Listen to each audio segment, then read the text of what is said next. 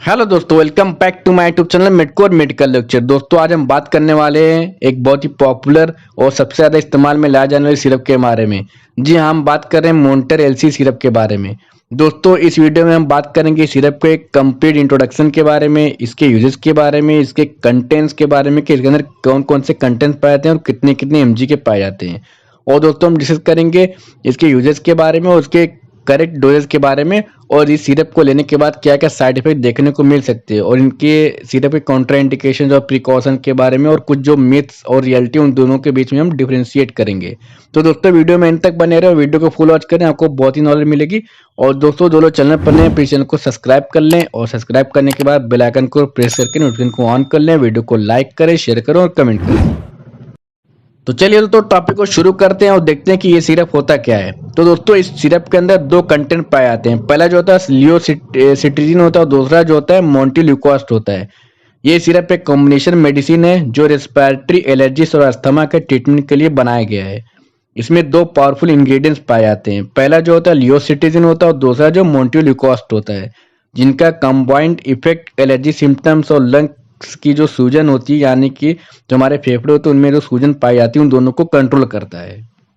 और दोस्तों ये सिरप एलर्जी रिलेटेड प्रॉब्लम में, जैसे रनी नोज हुआ, स्नीजिंग हुई, अगर किसी को रनिंग नोज हो रही है, फिर स्नीजिंग बार बार छींकें आ रही है किसी एलर्जी की वजह से, या इचिंग हो रही है बॉडी में कहीं पर, या फिर वाटरी आइज में फायदा देता है।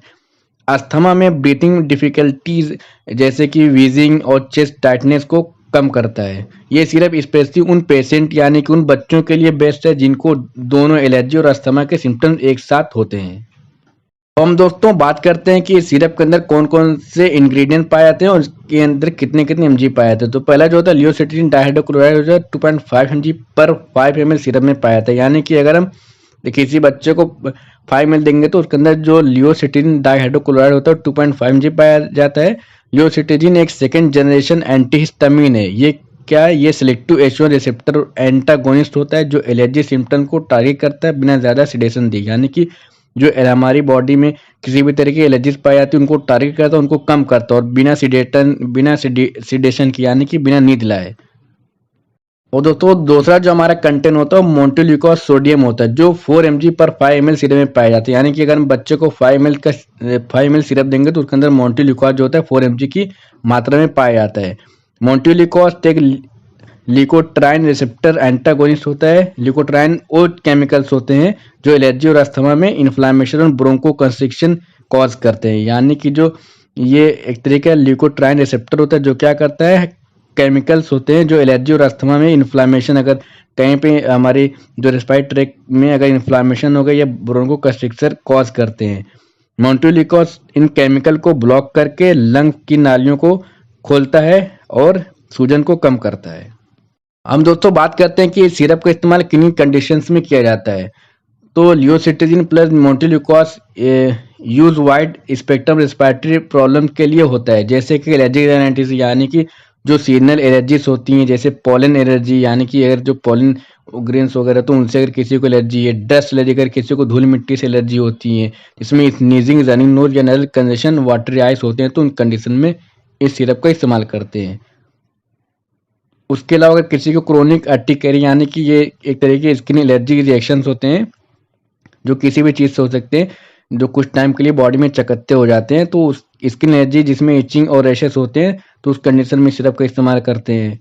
उसके अलावा अस्थमा यानी कि ब्रोंकियल अस्थमा जो क्रोनिक इन्फ्लामेटरी डिजीज जैसे कि एयरवे नैरो हो जाते हैं, इसमें ब्रोंकियल अस्थमा में क्या होता है, जो हमारी श्वास नली होती है वो क्या हो जाती है, नैरो हो जाती है, पतली हो जाती है, बहुत ज़्यादा तंग हो जाती है, जिससे ब्रीथिंग डिफिकल्टी होगी। जब वो पतली हो जाएगी तो सांस लेने में दिक्कत होगी। तो मोंटेर एलसी जो होते हैं और अस्थमा के सिम्टम को कंट्रोल करने में मदद करता है।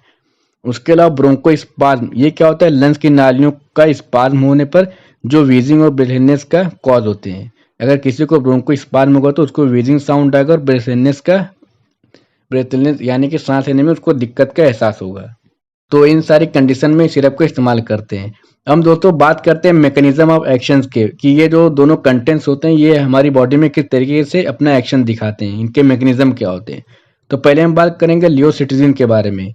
जब बॉडी को कोई एलर्जेन लगता है तो हिस्टामिन नाम का केमिकल रिलीज होते हैं। यानी कि अगर हमारी बॉडी में किसी तरह के अगर एलर्जिक रिएक्शंस हुए या कोई एलर्जी होती है तो हमारी बॉडी में जो हिस्टामिन नाम का एक केमिकल होता है हमारी बॉडी से रिलीज होने लगता है, जो एलर्जी सिम्टम प्रोड्यूस करता है। जैसे कि फिर हमें सिम्टम क्या देखने को मिलेंगे, हमारी बॉडी में इचिंग हो सकती है, स्नीजिंग हो सकती है, कहीं पे स्वेलिंग देखने को मिल सकती है। तो लियोसिटिन हिस्टामिन H1 रिसेप्टर को ब्लॉक करता है। यह करता है जो H1 रिसेप्टर होते हैं उनको ब्लॉक करता है, जिससे ये सिम्टम्स कम हो जाते हैं।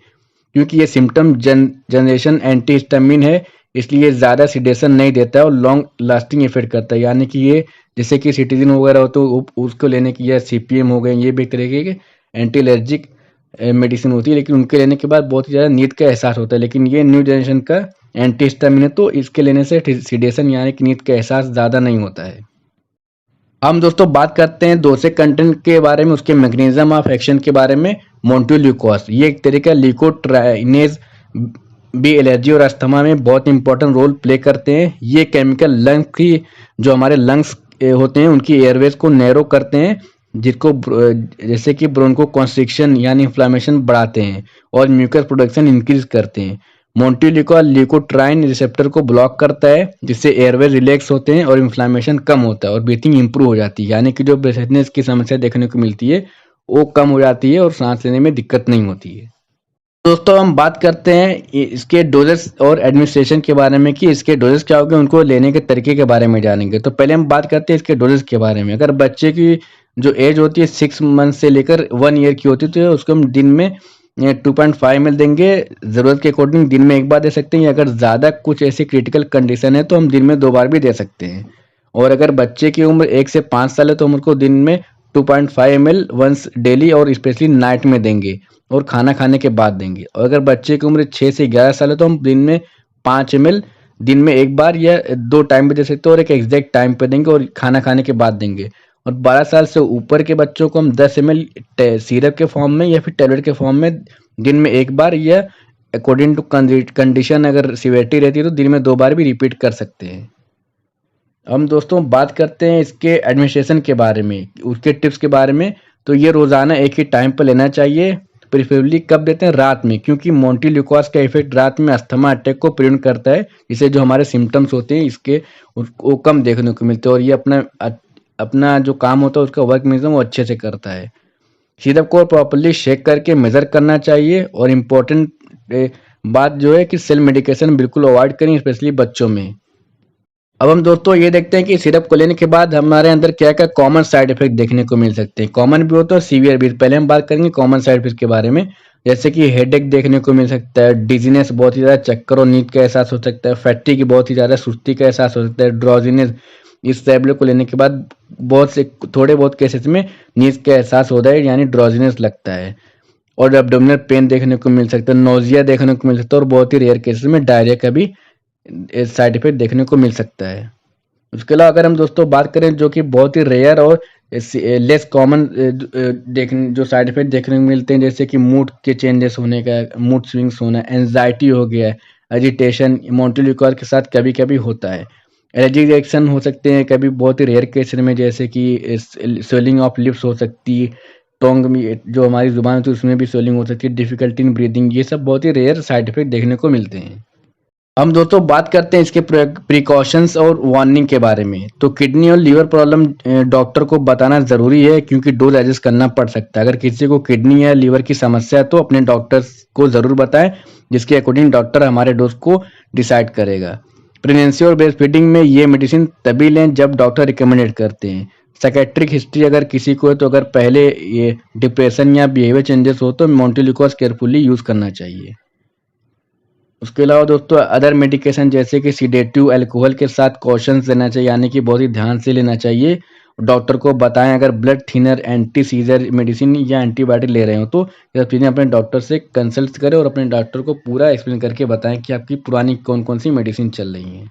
दोस्तों बात करते हैं इसके कॉन्ट्रा इंडिकेशंस के बारे में। एलर्जी टू लियोसिट्रिजिन, मोन्टेल्यूकोस या सीरम के किसी भी इंग्रेडिएंट से, अगर किसी को इन दोनों कंटेंट्स में से या दोनों में से किसी एक भी कंटेंट से अगर किसी को एलर्जी हो तो उस कंडीशन में सिरप को नहीं लेना चाहिए। सीवर रीनल इम्पेयरमेंट में डॉक्टर की सलाह के बिना यूज नहीं करें। अगर पहले कभी मोंटेलिकोज से सीवर रिएक्शन हुआ तो अवॉइड करें और अपने डॉक्टर को ये चीज़ ज़रूर बताएं कि इससे पहले मैंने बच्चे ने ये सिरप ली थी तो उसको ऐसे ऐसे रिएक्शन देखने को मिले थे। तो अब हम दोस्तों बात करते हैं ड्रग इंटरेक्शंस के बारे में कि हमें ये सिरप किस मेडिसिन के साथ लेने में सावधानी बरतनी चाहिए, नहीं लेना चाहिए। जैसे कि एंटी रिफाम्पिसिन हो गया, फेनोबार्बिटाल जैसे ड्रग्स मोंटेलिकोज के लेवल को कम कर सकते हैं। उसके बाद सिट्रीजिन हो गई है, ये अल्कोहल सिडेटिव के साथ मिलकर ड्राउजनेस बढ़ सकती है। अगर कोई अल्कोहल लिया हुआ है तो ये, या फिर कोई सिडेटिव मेडिसिन लिया हुआ है तो ये उसके साथ मिलके जो ड्राउजनेस होती है उसको बढ़ा सकती है। हमेशा अपने डॉक्टर को बताएं अगर आप कोई और मेडिसिन ले रहे हैं ताकि सेफ कॉम्बिनेशन बनाया जा सके। हम दोस्तों कुछ बहुत ही ज़्यादा जो मिथ्स होते हैं उनके बारे में डिस्कस करते हैं कि उसमें क्या सच्चाई है और क्या मिथ है। तो मोंटेर एलसी से अस्थमा परमानेंटली क्योर हो जाता है। तो इसकी जो सच्चाई की बात है तो ये मेडिसिन सिम्टम्स को कंट्रोल करती है। तो समझे दोस्तों आप, ये मेडिसिन सिम्टम को कंट्रोल करती है ना कि अस्थमा को। पर अस्थमा क्रोनिक कंडीशन है जिसका ट्रीटमेंट लाइफ लॉन्ग चल सकता है। दूसरा जो मिथ होता है, बच्चों को बिना डॉक्टर की ये मेडिसिन दे सकते हैं। बच्चों में साइड इफेक्ट ज़्यादा सीरियस हो सकते हैं, इसलिए बिना डॉक्टर की सलाह के कोई भी मेडिसिन दोस्तों, बच्चों की या एडल्ट की हो, बिना डॉक्टर की सलाह से कोई भी मेडिसिन इनटेक करना बहुत ही घातक साबित हो सकता है और बहुत ही सीवियर साइड इफेक्ट और ऐसी चीज़ें सिचुएशन देखने को मिल सकती हैं।